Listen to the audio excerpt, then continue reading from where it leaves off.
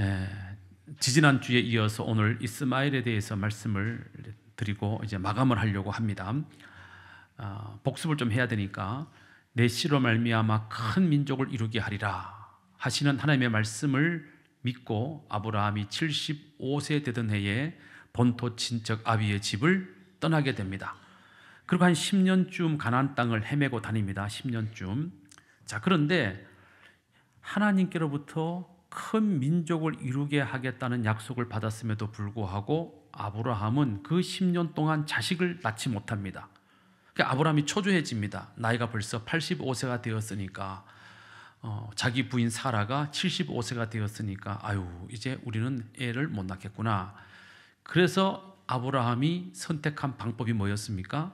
자기 집에서 기른 종 엘리에셀을 양자로 삼아서 그 종 양자로 삼은 엘리에셀을 통해서 대를 잇겠다는 생각을 하게 됩니다. 하나님이 말리시죠. 그거 아니다. 나는 네 몸에서 난 씨로 말미암아 대를 잇게 할 것이다. 그래서 아브라함이 엘리에셀을 포기하게 됩니다. 자, 그러자 사라가 머리를 씁니다. 아브라함 몸에서 난 씨로 대를 잇는다고 한다면 나이 많은 나보다 젊은 내 몸종 하갈과 동침하게 하면 그러면 아브라함의 씨를 받아 하갈이 아이를 낳으면 그 아이가 곧 아브라함의 자손이고 나의 아들이 될 텐데 그렇게 해야 되겠다. 그래서 어떻게 합니까? 아브라함이 자기 몸종 하갈을 아브라함에게 들여보내서 동침하게 하고 하갈이 아이를 갖게 됩니다. 하갈이라는 이 여종이 애굽 여자인데 자기가 이제 아이를 갖게 된 것을 알게 되니까 기고만장하여 자기의 주인인 사라를 학대하기 시작을 합니다. 막 무시하기 시작을 합니다.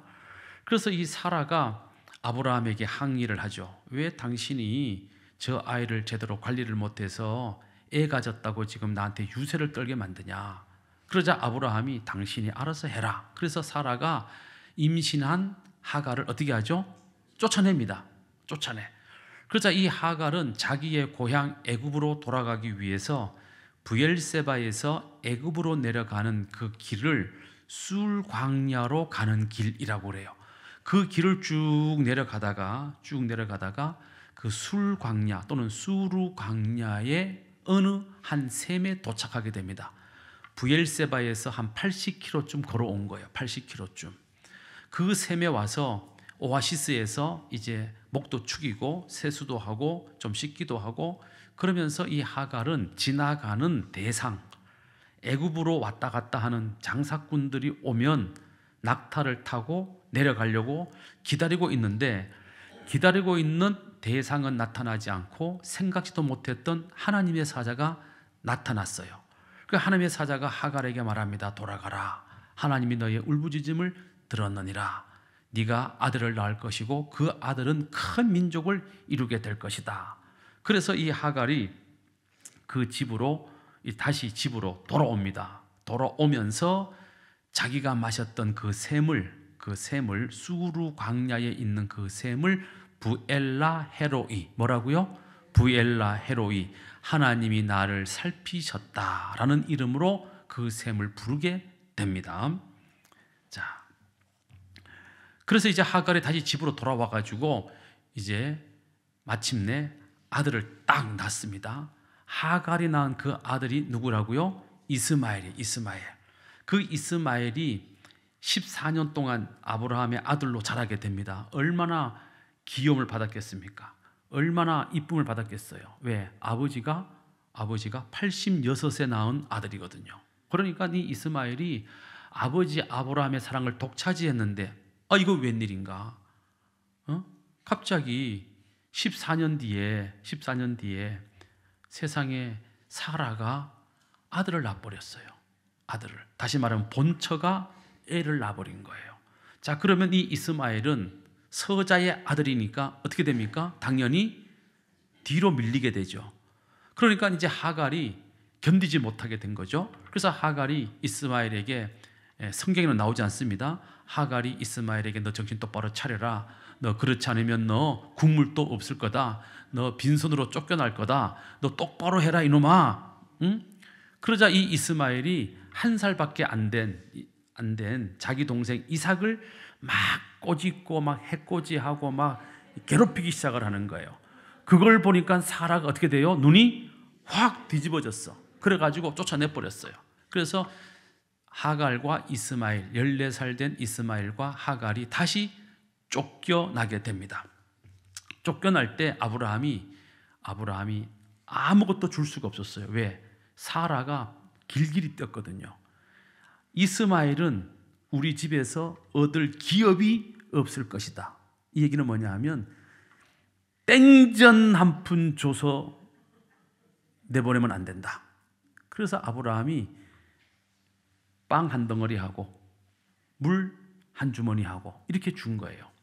그걸 가지고 하갈과 14살 된 이스마엘이 이제 광야로 나와가지고 어디로 가냐 하면 브엘세바 광야로 내려가게 됩니다. 브엘세바 광야. 그래서 거기를 돌아다니다가 이제 빵도 떨어지고 물도 떨어지고 아들은 기진맥진하고 죽게 생겼습니다.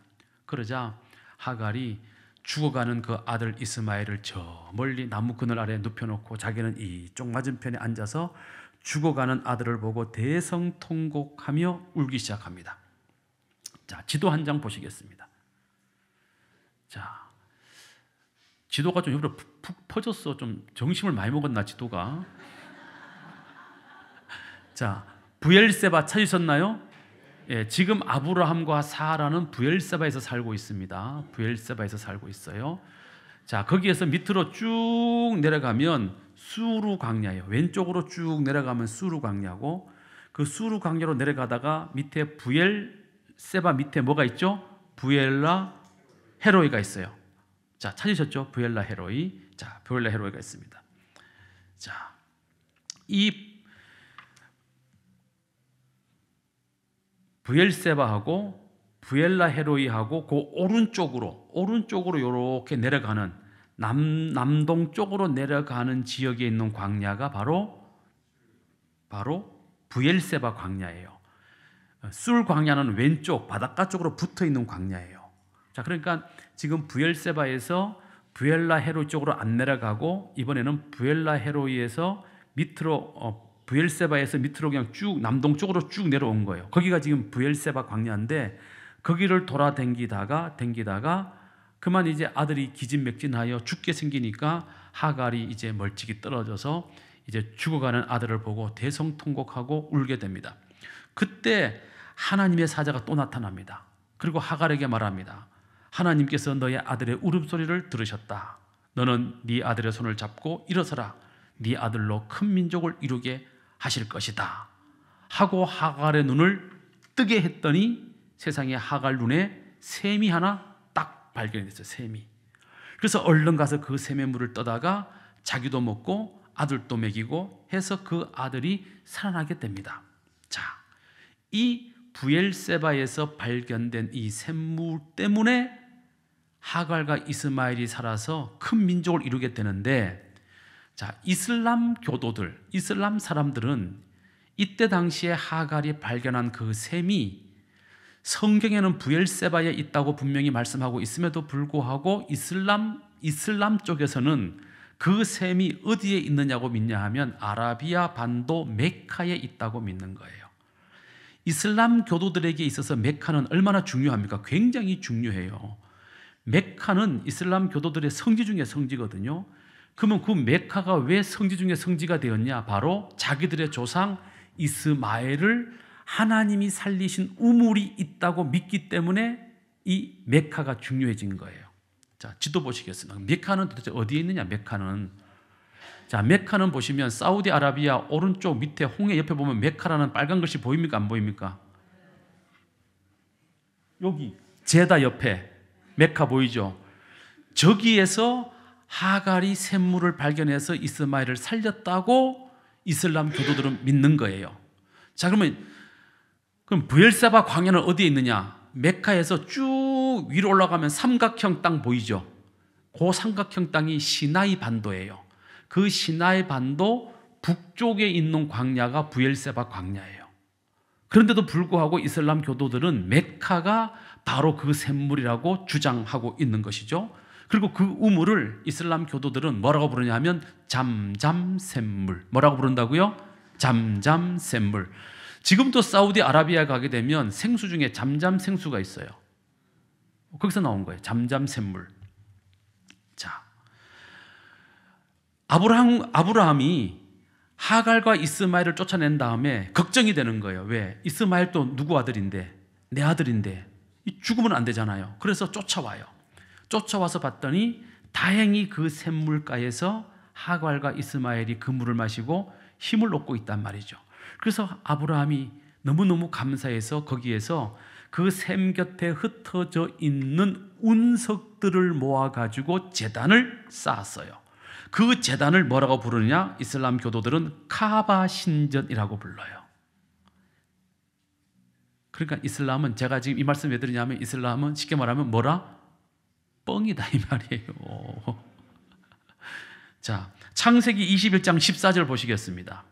자, 이렇게 돼 있어요. 시작. 아브라함이 아침에 일찍이 일어나 떡과 물 한 가죽 부대를 가져다가 하갈의 어깨에 메어주고 그 아이를 데리고 가게 하니 하갈이 나가서 부엘세바 광야에서 방황하다가 떡도 떨어지고 물도 떨어지고 그래서 기진하여 죽게 되었을 때 하나님의 사자가 하갈의 눈을 밝혀 발견하게 된 샘물이 있었다는 거예요. 그 샘물의 이름은 성경에 기록되지 않았어요. 그러나 분명한 것은 그 샘은 어디에 있어요? 부엘세바 광야에 있는 거예요. 근데 이슬람 교도들은 이 성경을 부인하고 자기들이 임의로 메카라고 하는 곳이 바로 그 샘물이 발견된 곳이고 그 샘물의 이름은 잠잠 샘물이고 그 샘물 주변에 아브라함이 찾아와서 운석, 하늘로부터 떨어진 운석들을 모아다가 만든 제단이 바로 카바 신전이다. 그래서 메카가 이슬람의 최고 가는 성지가 된 거다 이 말이에요. 그래서 이슬람 교도들이 왜 한 달 동안 금식하는 그 기간 있잖아요. 그 기간 동안에 이슬람 교도들은 전부 메카로 모여들어요. 메카로 모여들어가지고 그 카바 신전에 있는 신전에서 뱅글 돌잖아요. 그 사람들이. 그 쓸데없는 짓을 하는 거지. 우리 입장에서 보면 분명히 부엘세바라고 돼 있는데. 자, 어쨌든 그래서 이제 거기에서 이제 부엘세바에서 광야에서 이제 샘물을 먹고 힘을 얻은 이 하갈과 이스마엘이 조금 더 남쪽으로, 이제 남서쪽으로 이렇게 방향을 틀어요. 그러니까 이집트 쪽으로 방향을 틀어가지고 이제 바란 광야에 가서 이제 살게 됩니다. 다시 말하면 하갈과 이스마엘은 사우디 땅에, 아라비아 반도에 간 적이 없어요. 없어. 성경에는 없다고 되어 있다고요, 분명히. 그런데도 불구하고 이슬람의, 이것도 얘기하면 또 이슬람 교도들 중에 암살자를 보내가지고 김종환 목사 목숨을 노리는지도 몰라요. 네? 마호메트가 공갈을 한 거지, 거짓말을 한 거지. 하갈과 이스마엘은 아라비아 반도에 간 적이 없어. 왜냐하면 성경에 분명히 그렇게 돼 있거든요. 부엘세바 광야에서 헤매다가 물 떨어졌고 눈이 밝아져 그 우물을 먹었고 그리고 힘을 내어서 바란 광야에 가서 이스마엘이 살았다라고 성경은 분명히 기록하고 있어요. 지도 보시겠습니다. 자, 바란 광야 찾으셨나요? 예, 다시 말하면 바란 광야는 굉장히 범위를 넓게 말할 때 바란 광야로 말해요. 이 바란 광야 안에 수르 광야도 있고 이 바란 광야 안에 부엘세바 광야도 있는 거예요. 다시 말하면 우리가 이렇게 말하잖아요. 호남 평야. 호남 평야 하게 되면 호남 전체의 평야를 말하지만 호남 평야를 뜯어보면 뭐가 있어요? 그 안에 김제 평야도 있고 무안들도 있고 이런 거잖아요. 그와 마찬가지로 바란 광야는 시나이 반도 북부 쪽에 있는 넓은 지역을 바란 광야라 그러고 그 안에 부엘세바 광야도 있고 수르 광야도 있다 이 말이죠. 자, 그래서 지난번에 제가 이 바란 광야, 이스라엘에서 이집트로 내려가는 이 바란 광야의 광경을 사진으로 보여드렸는데 잊어버렸었기 때문에 또 보여드려요. 복습 차원에서 사진 보시겠습니다. 자, 이렇게 생겼어요. 산악도, 바위산도 있고 모래도 있고 가보면 아주 묘한 분위기가 나요. 자, 다음. 예, 이렇게 나무 하나 없고 풀 한 자루 없는 이런 이제 산악지대죠. 예, 또 그다음 그 길이 뚝 딸려 있는데 이 길이 바로 이집트에서 이스라엘로 올라가는 길이 되겠습니다. 이렇게 사막 한가운데 길이 나 있습니다. 자, 자, 이곳에 살면서 바란 광야에 살면서 이제 이스마엘이 나이를 먹게 되니까 장가를 보내야 될 때가 됐어요. 그러니까 하갈이, 그의 어머니 하갈이, 창세기 21장 21절 보시겠습니다. 자, 시작. 그가 바란 광야에 거주할 때에 그의 어머니가 그를 위하여 애굽 땅에서 아내를 얻어 주었더라. 자, 이스마엘은 바란 광야에서 살았어요. 나이가 들었어요. 결혼을 시켜야 됩니다. 어머니가 애굽 여자니까 당연히 애굽에 있는 여자를 데려다가 이스마엘과 결혼을 시켰다 이 말이죠. 자, 그러던 중에 창세기 25장에 보게 되면 아버지 아브라함이 175세를 일기로 사망하게 됩니다. 자, 아버지가 죽었다는 소식을 이스마엘이 들었습니다. 자, 이스마엘 입장에서, 쫓겨난 아들 이스마엘 입장에서 아버지 장례식에 가야 되겠습니까? 가지 말아야 되겠습니까? 가야 됩니까? 안 가야 됩니까? 안 쫓겨나 본 사람은 함부로 말하시면 안 돼. 쫓겨난 사람이 결정하는 거죠. 그런데 이스마엘이 갑니다. 갑니다. 자, 그런데 보세요. 아버지는 자기를 쫓아낸 아버지입니다. 아버지에 대한 원망이 이스마엘의 마음속에 분명히 있었을 거예요. 자, 그 다음 자기 이복 동생 이삭과 그리고 자기는 지금 껄끄러운 관계입니다. 껄끄러운 관계예요. 자, 거기다가 우리 엄마 하갈하고 본처이신 사라하고 관계가 원수지간입니다. 자, 이런 상태에서 이스마엘이 아버지 장례식에 참가하는 것이 굉장히 불편했을 거예요.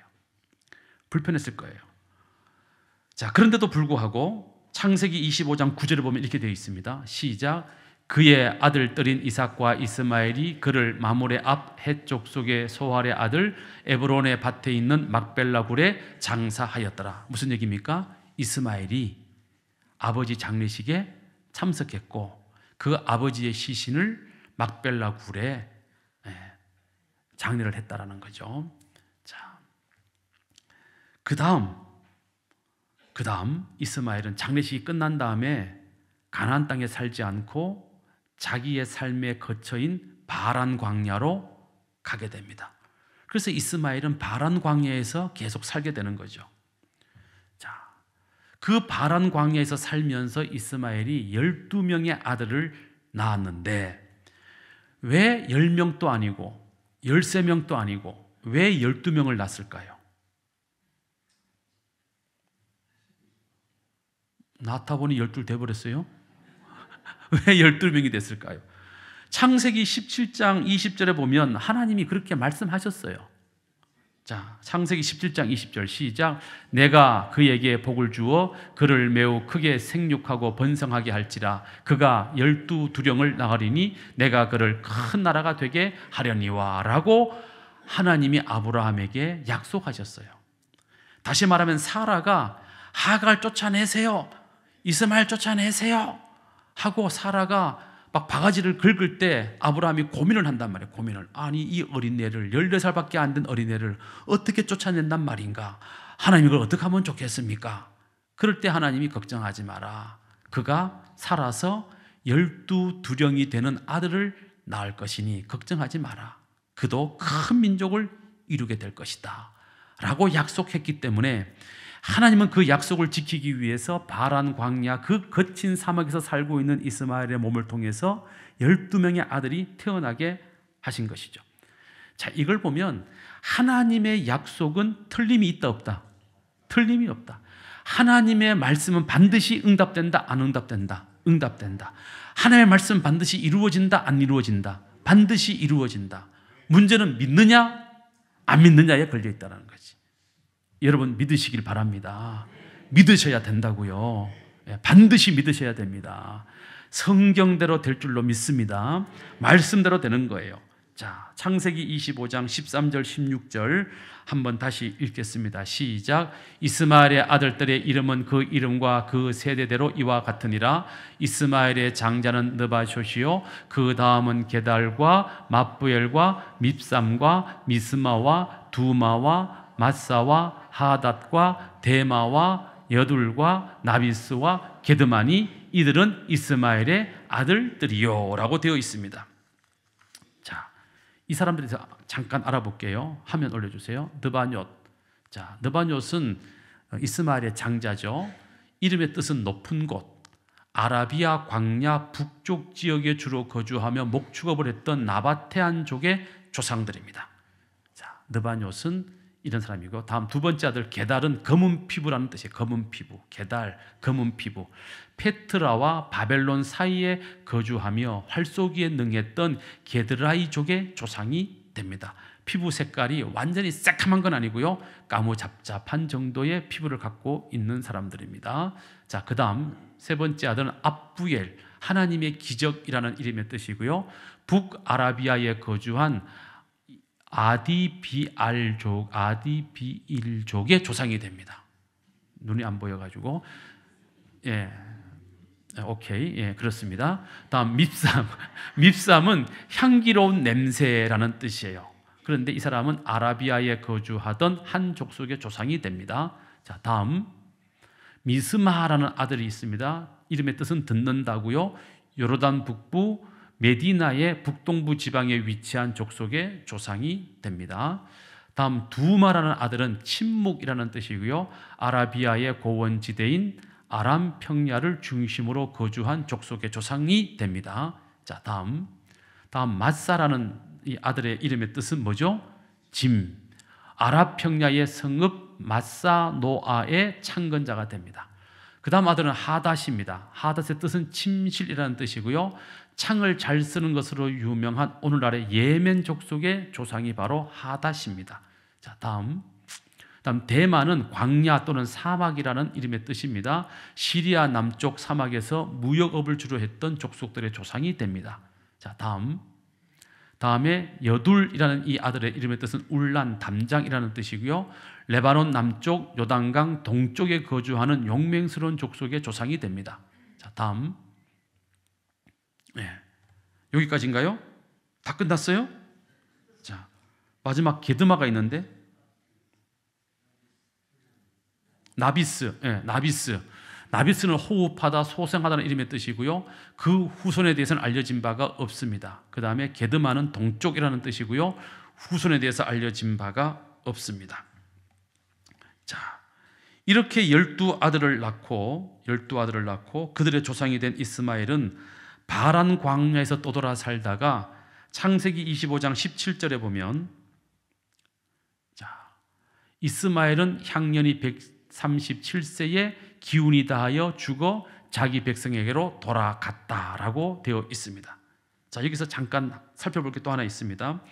우리가 아까 여둘이라는 이 아들을 봤는데요, 이 여둘이라는 이 족속은요, 역대상 5장 19절에 보면, 자, 그들이 하갈 사람과 여두루와 나비스와 노답과 싸우는 중에라고 되어 있어요.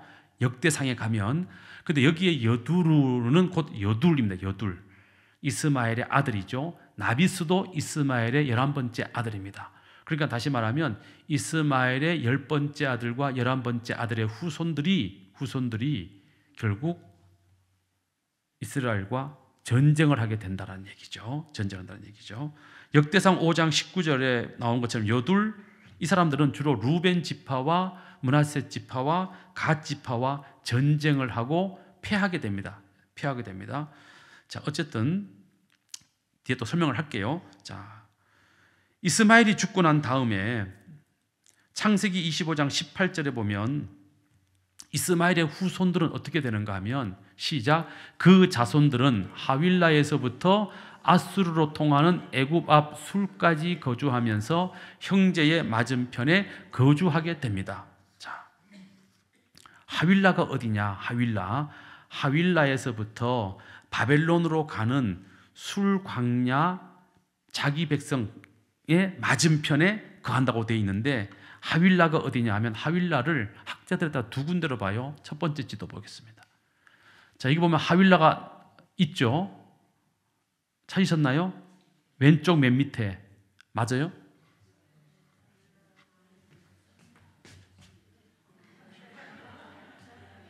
예, 저기가 하윌라예요.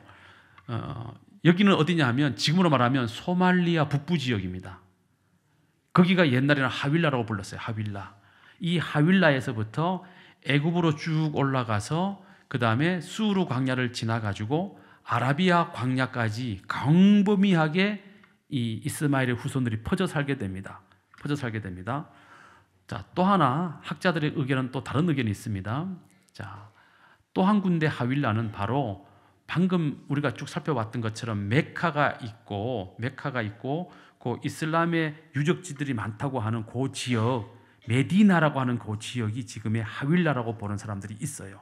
다시 말하면 사우디아라비아 중부 지방을 하윌라 지역이라고 보는 학자들도 있습니다. 그럼 어쨌든 중요한 것은 뭐냐 하면 이 소말리아 북쪽에서부터 이집트를 따라서 시나이 반도를 거쳐서 아라비아 반도까지 광범위한 지역에 이스마엘의 12 아들들의 후손들이 흩어져 살게 되었다는 것입니다. 자, 중요한 것은 다시 창세기 25장 18절 말씀.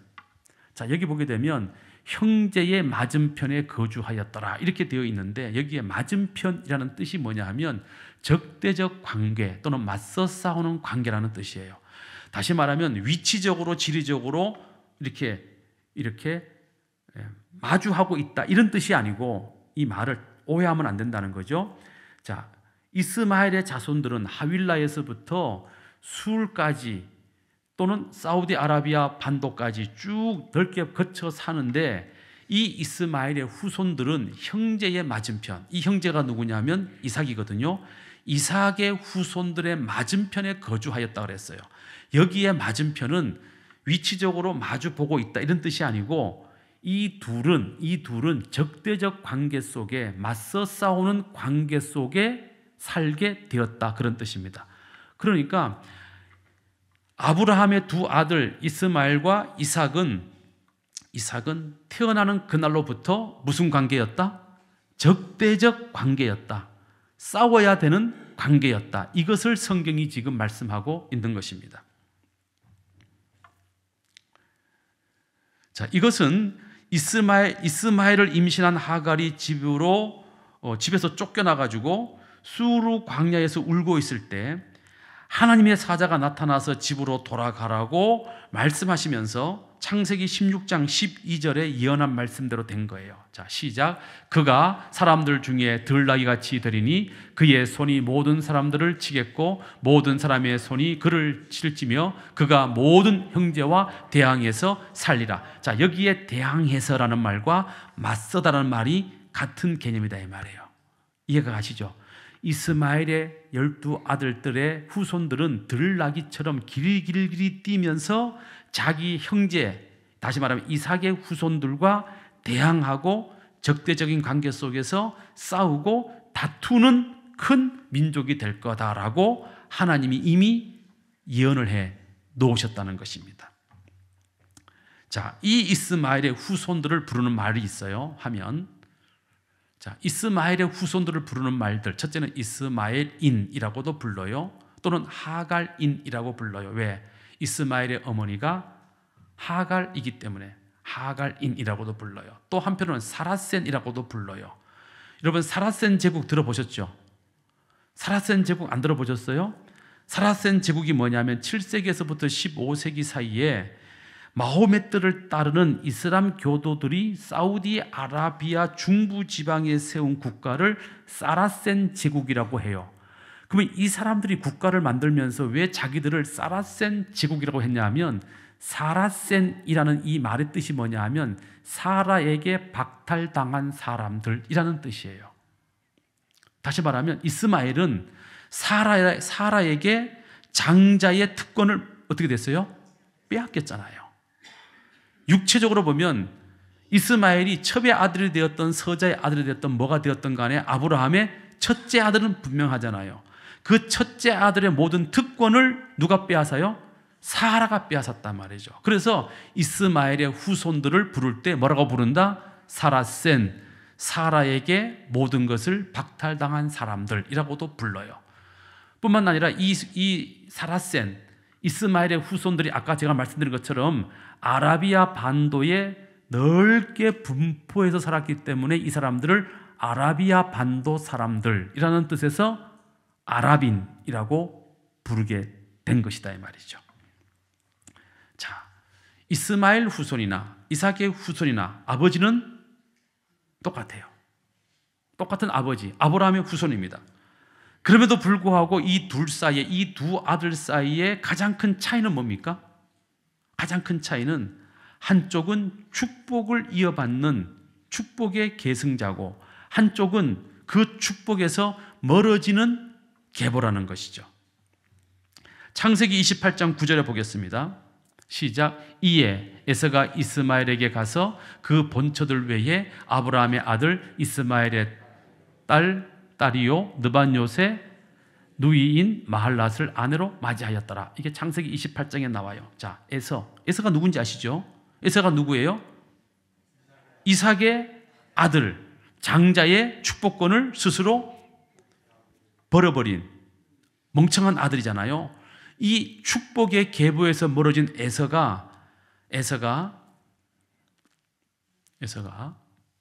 아내를 맞이를 하는데 그 아내를 자기 아버지 아브라함 집안에 가서 찾는 것이 아니라 어디에 가가지고 이스마엘 집안으로 가가지고 이스마엘의 딸이면서 느밧요새 누이인 마할랏을 아내로 받아들였다. 이게 무슨 얘기냐면 축복의 계보에서 멀어진 짬뽕들이 축복의 계보에서 멀어진 짜장면을 만났다 이 말이에요.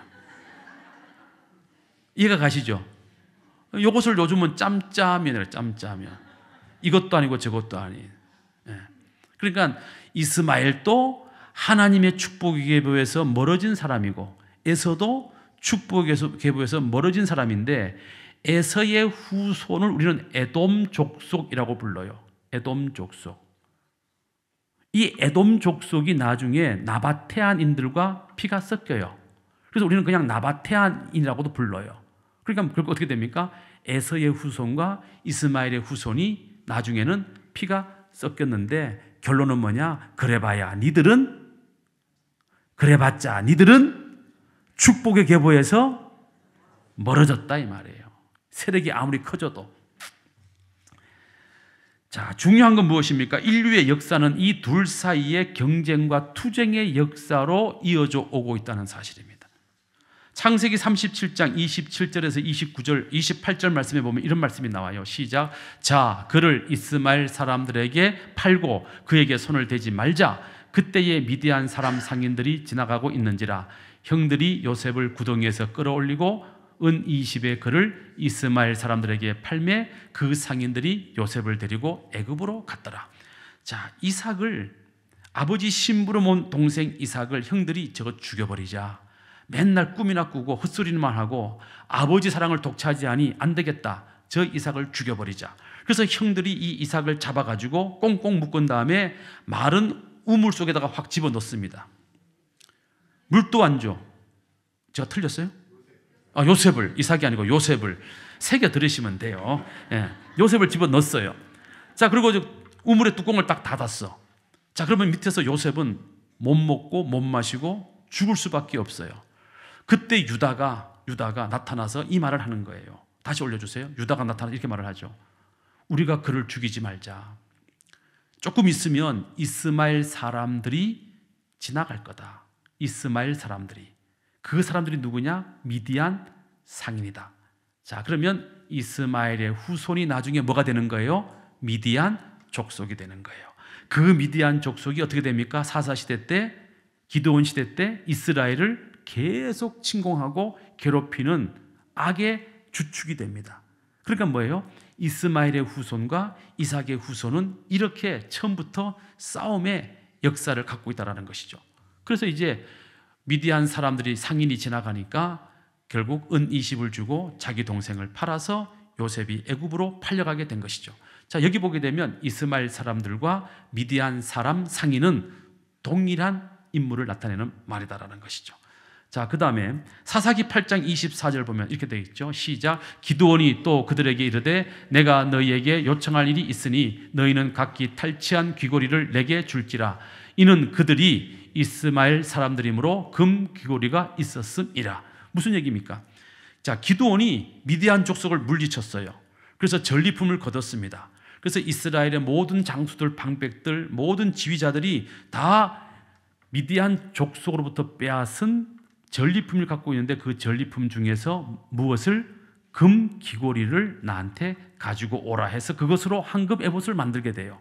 자, 여기에 보게 되면 미디안 군사들을 이스마엘 사람들이므로라고 표현을 하는 거예요. 그러니까 미디안 족속의 조상은 누구다? 이스마엘이 되는 거죠. 이 이스마엘 사람들의 특징이 뭐냐 하면 금으로 된 귀고리를 하는 거예요. 금 귀고리를 하는 거예요. 금 귀고리. 빨리 빼셔야 되는데.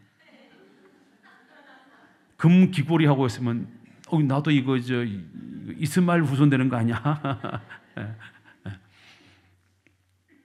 자, 그래서 이스마엘 후손들은 이처럼 들나귀처럼 계속해서 이스라엘 백성들을 괴롭히는, 맞서고 다투고 싸우는 관계로 이렇게 가는 거죠. 결국 이스마엘은 이런 역사를 남기고 137세를 마지막으로 그는 죽고 말았습니다. 오늘날에도 이 투쟁의 역사는 계속 이어지고 있어요. 지금까지도 이어지고 있죠. 지금은 기독교와 이슬람교의 투쟁으로 결국은 지금은 이 세계가 움직이고 있는 것이죠. 예를 들면 아프가니스탄에서의 미국과 탈레반의 전쟁도 결국 이스마엘과 이삭의 전쟁이라고 보시면 됩니다. 또 지금 이스라엘과 하마스와의 전쟁, 가자 지구의 전쟁도 결국은 이 전쟁의 연속이라고 보시면 되겠습니다. 얼마 전 포로 교환이 성사되면서 하마스와 이스라엘의 휴전이 이루어졌다는 보도를 보셨을 것입니다. 그러나 곧 다시 전쟁은 개전되었고요. 자, 어쨌든 이 전쟁은 계속 이어질 것입니다. 그러면 이스라엘과 하마스와의 전쟁, 이스마엘의 후손과 이삭의 후손들의 이 전쟁은 누구의 승리로 끝이 날까요?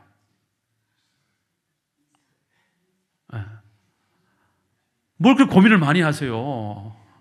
아니, 이스마엘의 후손과 이삭의 후손, 축복의 계보를 타고 오는 사람들과 축복의 계보에서 멀어진 사람들과 전쟁을 해. 그러면 이 전쟁은 결국 최후 승리는 누구의 것이다? 그렇다는 거죠. 이걸 모르고 지금 이스마엘의 후손들이 지금 까불고 있는 거지, 지금 자기들 지금. 근데 결국 승리는 이삭의 계보에서 가져가게 될 것이라는 것이죠. 자, 중요한 건 뭡니까? 아랍 사람들은 이스마엘을 자기들의 조상으로 여깁니다. 직접적으로, 육신적으로 그들은 이스마엘의 후손이 분명합니다. 그러나 육신적으로 이스마엘의 후손이 아닌 아랍 사람들도 자기들을 이스마엘의 후손이라고 생각하고 그렇게 살아갑니다. 자, 그런데 유대교인이 되었던, 기독교인이 되었던, 이슬람 교인이 되었던 이 세 종교의 공통점은 뭐냐 하면 아브라함을 굉장히 중요하게 여긴다는 사실입니다. 유대인들은 아브라함을 자신들의 육신의 조상으로 믿고 따릅니다. 또 이슬람 교도들도 아브라함을 자신들의 육신의 아버지라고 조상이라고 그렇게 믿고 따르고 있습니다. 그러나 차이는 뭡니까? 유대교인들은 사라를 인정하고 이슬람 교도들은 하갈을 인정한다는 것이죠. 자, 우리 기독교인들은 사라가 되었던 하갈이 되었던 그게 중요한 게 아니라 축복의 계보를 누가 이어가고 있느냐에 우리는 초점을 맞추고 있습니다. 이처럼 각각의 해석은 다 다르지만 세 종교의 조상은 아브라함이 분명하지요. 자, 그런데 왜 오늘날 이 세계는 이렇게 아브라함의 후손, 이삭의 후손과 이스마엘의 후손이 계속해서 반복적으로 전쟁하며 혼란 속에 있는가? 성경에서 그렇게 되도록 말씀되어 있기 때문이에요. 아까 보신 것처럼 이스마엘의 후손들은 하윌라에서부터 바벨론 지경에 이르기까지 광범위한 지역에 살면서 그 형제들과 대결하고 맞서고 경쟁하도록 그렇게 되어 있는 거예요. 이 하나님의 말씀이 이 세상 끝날 때까지 계속 이어질 겁니다. 그래서 이 전쟁은 끝이 없이 이어질 거예요. 그러나 분명한 것은 축복의 계보에서 최후 승리를 가져가게 된다는 사실입니다. 자, 그러나 우리는 이 땅에 살면서 원수까지도 사랑하라는 주님의 말씀에 우리가 순종해서 그 사람이 이슬람 교도가 되었던, 불교인이 되었던, 그 사람이 남녀 혈안경교를 믿던, 그 사람이 어떤 종교를 갖고 있던, 우리는 다 그 사람들을 어떻게 해야 돼요? 사랑을 해줘야 돼. 사랑해야 돼. 그런데 화해할 길이 너무 멀다 이 말이죠. 유대교는 하나님을 믿는다고 하지만 육신으로 오신 성육하신 예수 그리스도는 믿지 않습니다. 우리는 하나님도 믿지만 이 땅에 성육하신 예수님도 믿습니다. 근데 이슬람은 아브라함을 자신들의 믿음의 조상으로 인정은 하지만 마호메트를 더 우선시합니다. 마호메트를. 그러니까 이 세 종교가 한 자리에 모이면 화해할 수 있는 길이 없어요. 왜? 믿는 대상이 너무 다르기 때문이죠. 그래서 근본적 화해는 불가능합니다. 그러나 우리가 적어도 그리스도의 사랑을 실천하는 사람들이라고 한다면 적어도 우리가 이 땅에서 전쟁이나 학살이 일어나지 않도록 우리가 화해는 해야 되지 않겠느냐? 그래요, 안 그래요? 그렇잖아요. 언제까지 이렇게 서로 죽이고 포로로 잡아가고 신문하고 고문하고 언제까지 이렇게 할 거냐 이 말이죠. 그러면 이 세 종교의 화해의 출발점이 어디에 있냐 하면 바로 이스마엘이 아버지 아브라함의 장례식에 참석하고 자기가 미워했던 이삭과 함께 그 아버지를 장례한 요 사건에서 화해의 실마리를 찾을 수 있다라는 거죠. 다시 말하면 우리가 한 아버지 아브라함의 자손이라는 점에서 우리가 서로 적대적 관계는 있을지라도 최소한 우리가 인간으로서 서로 죽이고 학살하는 일은 하지 말자라고 하는 데까지는 이룰 수 있지 않겠느냐라고 생각이 되는 것이죠. 자, 하나님은 이스마엘도 돌보시고 번성케 하셨습니다. 그에게서 12방백이 나와서 큰 민족을 이루게 하셨습니다. 뿐만 아니라 하나님은 이 이스마엘의 후손, 축복의 계보에서 멀어진 이 이스마엘의 후손과 자손들을 그러면 영원히 버리셨는가? 그렇지는 않습니다. 이사야 60장 7절에 이렇게 되어 있습니다. 시작. 게달의 양무리는 다 내게로 모여지고 느바뇨스의 수양은 내게 공급되고 내게 올라 기꺼이 받음이 되리니 내가 내 영광의 집을 영화롭게 하리라.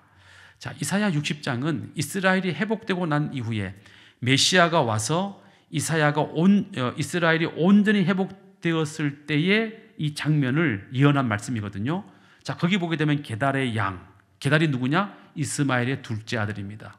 다음에 느바뇨스 누굽니까? 이스마엘의 첫째 아들입니다.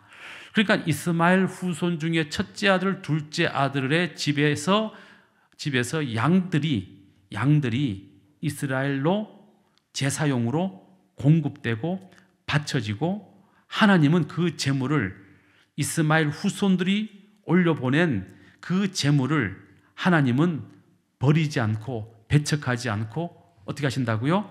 받아주시고 하나님의 영광의 집을 영화롭게 하리라 이렇게 말씀하시면서 이스마엘 후손들에게도 천국에 들어갈 수 있는 길을 열어 놓으셨다 이 말이에요. 바로 이 말씀에 근거해서 우리는 중동 지방에도 선교사들을 보내는 거예요. 왜? 당신들은 축복의 궤에서 멀어지고 영원히 지옥 형벌로 떨어질 존재들이 아니라 당신들도 하나님 전으로 올라와 당신들도 하나님께 바쳐지는 제물이 되고 당신들에게도 하나님의 영광이 임할 날이 분명히 있다. 그러니 이슬람 교도들이여 당신들도 예수 믿고 구원받고 우리와 함께 천국에 이르러 하나님을 영화롭게 합시다 라고 복음을 전하는 이 사명을 우리 교회들이 감당해야 된다 이 말씀입니다. 자, 그렇다고 해서 오늘날 우리가 무턱대고 이스마엘의 후손이라고 자처하는 이슬람 교도들과 섣불리 손을 잡을 수는 없습니다. 이슬람의 이 선교 전략은 굉장히 치밀하고 또 살벌하고 무섭습니다. 많은 한국의 여자들이, 여인들이 이슬람 교도들하고 결혼합니다. 어떤 일이 벌어지는지를 모르는 거죠. 그냥 결혼하는 거예요. 사랑하니까 결혼하고. 또 믿음 좋은 어떤 처녀들은 내가 우리나라에 돈 벌러 온 이 이슬람 교도와 내가 결혼해서 이 사람을 전도해서 이 사람을 예수 믿게 만들고 세례받게 만들면 이 사람이 집으로 돌아가면 뭐 파키스탄에 또는 우즈베키스탄에 있는 자기 집안 식구들을 전도해서 복음이 전파되지 않겠느냐라고 하는 아주 순수한 생각을 하기 때문에 그렇습니다. 근데 그게 그렇게 쉽지가 않다라는 거예요. 그게 쉽지가 않습니다.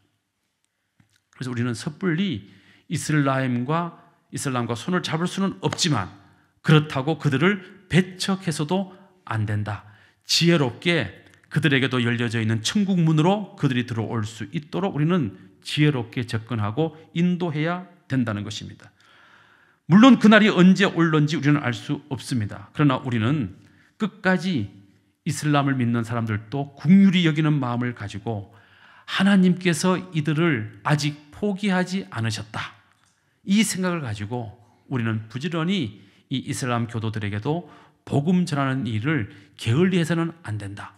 이 일을 위해서 우리 거함교회 출신 염대현 목사님이 지금 이집트에 가 계신 것 아닙니까? 열심히 저한테 한 달에 한 번씩 카톡으로 선교 보고 내용이 들어와요. 너무너무 힘들게 복음을 전하고 계세요. 우리는 그분들을 위해서 기도해야 되고 또 우리 교회가 더 많이 부흥하고 성장하면 우리도 이슬람 지역에 선교사도 파송하고 그들도 후원하고 그렇게 해서 이슬람 교도들도 다시 축복의 계보로 돌아오도록 구원의 계보 속으로 들어오도록 우리가 열심히 복음 전하는 일에 힘을 쏟아야 되겠다. 할렐루야. 오늘 말씀은 여기까지.